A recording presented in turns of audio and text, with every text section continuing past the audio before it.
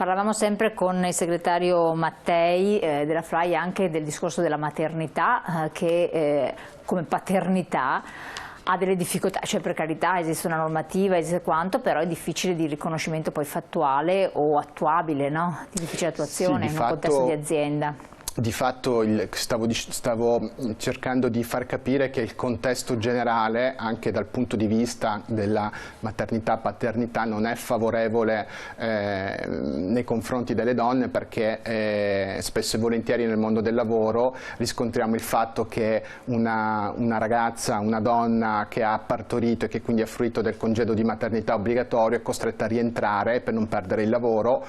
E comunque il congedo facoltativo ha una misura che è pari al 30% della retribuzione, quindi nolente o dolente sei costretto a rientrare al lavoro. Quindi questo per dire che il contesto generale sociale di welfare messo a disposizione delle famiglie e soprattutto delle donne è insufficiente per farci fare anche quel salto di qualità, dal punto di vista culturale, che metta al centro appunto la questione femminile e la questione, diciamo, sociale che riguarda le famiglie, perché una famiglia non si può basare solo sul concetto che c'è la madre che accudisce i figli, certo, ma deve essere qualcosa che deve essere fatto anche dal padre, e che quindi insomma ci interroga su come cambiare questo paradigma. C'era un messaggio da parte di un telespettatore o telespettatrice, adesso lo vediamo un attimo se la regia me lo rimette in onda. Penso che una soluzione possibile ci sia: insegnare nelle scuole, nelle palestre difesa personale tipo Krav Maga, soprattutto per le donne. Autodifesa, insomma, questo in generale male non fa. Lo sport va bene, ma ci vuole un cambiamento proprio culturale.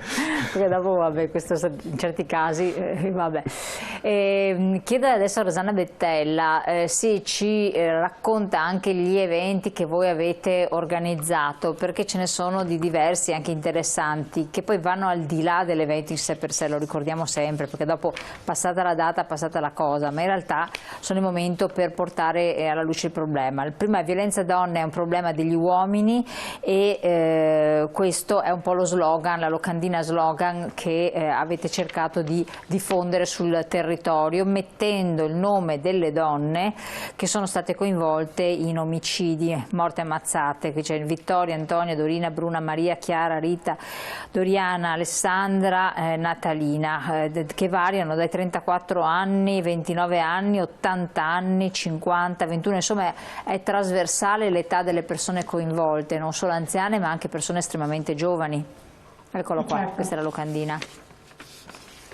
Sì, e lo slogan che dicevo, appunto, la violenza sulle donne è un problema degli uomini, lo troveremo anche in tutte le nostre sedi con dei belli striscioni grandi, proprio per non dimenticare che vengono nelle nostre sedi, lo leggano e riflettano, insomma, su questa. Ecco, segretaria, poi voi successivamente l'altro memo, ricordo, giovedì 25 novembre 2021 alle ore 16 a Padova davanti a Palazzo Moroni ci sarà un flash mob e lo slogan è ricordare e reagire. Questo mi riallaccia anche al messaggio di prima che è arrivato al telespettatore: reagire, concorsi di autodifesa. Reagire in che senso? Beh, reagire, si può reagire appunto difendendosi, no? Attraverso, non con la violenza, perché noi non vogliamo, siamo contro assolutamente la violenza, ma non stare zitte, denunciando, ed è l'invito che facciamo sempre a tutte quante le donne. C'è proprio una scala, no, di comportamenti dell'uomo che vanno analizzati e che portano perché sono in progressione, come dire, e arrivano fino appunto al femminicidio. Però ci sono i primi segnali, non bisogna trascurarli, bisogna stare sempre molto attente. Ci vuole anche una educazione in questo senso. I segnali sono più importanti, bisogna fare le denunce. C'è un numero, c'è il 1522 che è il numero nazionale aperto 24 ore su 24, per cui insomma in caso di pericolo è importante, è fondamentale.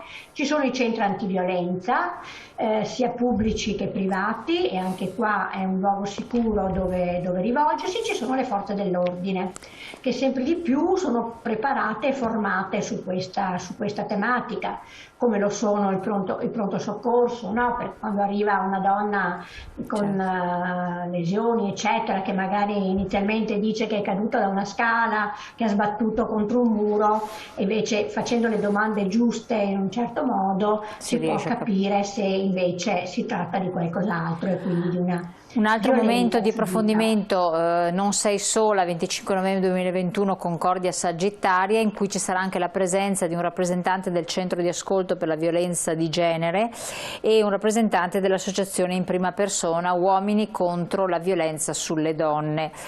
Quindi far capire che la persona, come diceva lei, non è mai sola, c'è la possibilità di rivolgersi a delle associazioni anche di volontariato, al sindacato stesso, oltre che alle forze dell'ordine, che magari sono un ulteriore passaggio che però a molte donne fa paura denunciare, perché temono le ripercussioni e le conseguenze. Beh, ma perché allora, il rapporto in cui c'è questa violenza subita è un rapporto non paritario, chiaramente, perché sennò la violenza non ci sarebbe, e quindi c'è una situazione di estrema debolezza e di dipendenza da parte della donna.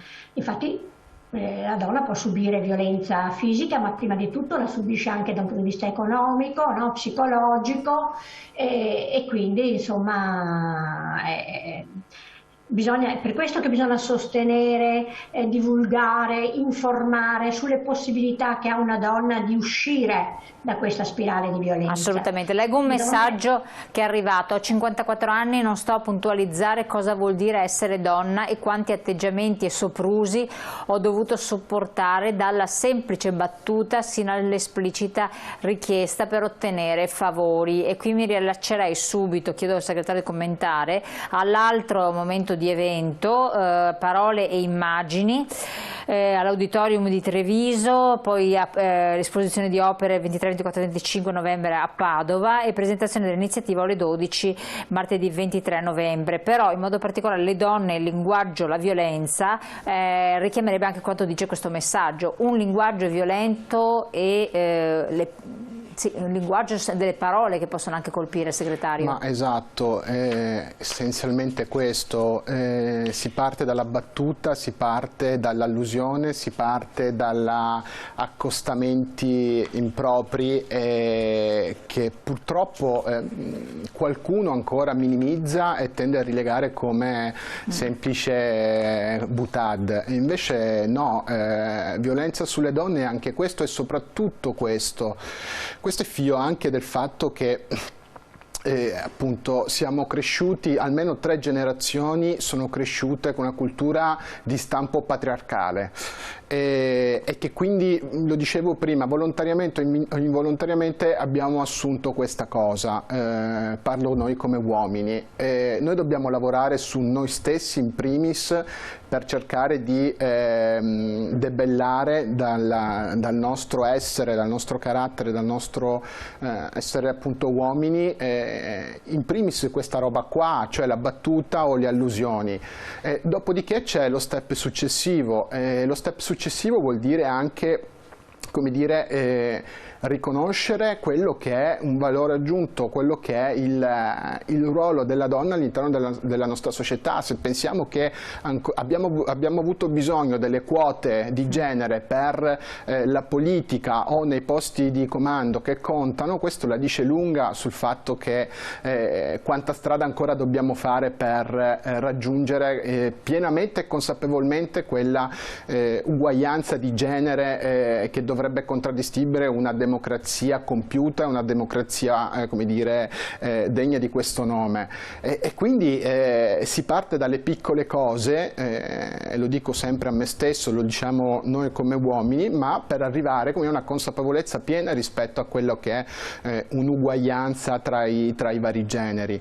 Questo è secondo me il fulcro della discussione. Io l'altro giorno sentivo una polemica sui media nel quale qualche uomo mette ancora in discussione la legge 194 sul diritto di aborto, qui facciamoci una domanda e diamoci anche una risposta su questo punto qua. Come può un uomo annoverarsi il diritto di sentenziare rispetto a un diritto sacrosanto che sta in capo alla donna stessa nel decidere cosa fare o cosa non fare in una situazione così delicata, così complicata nella quale si trova ad affrontare? Ecco, questa roba qua io credo che sia veramente il fulcro, il nodo sulla quale dopo si ruota tutta la discussione. Assolutamente.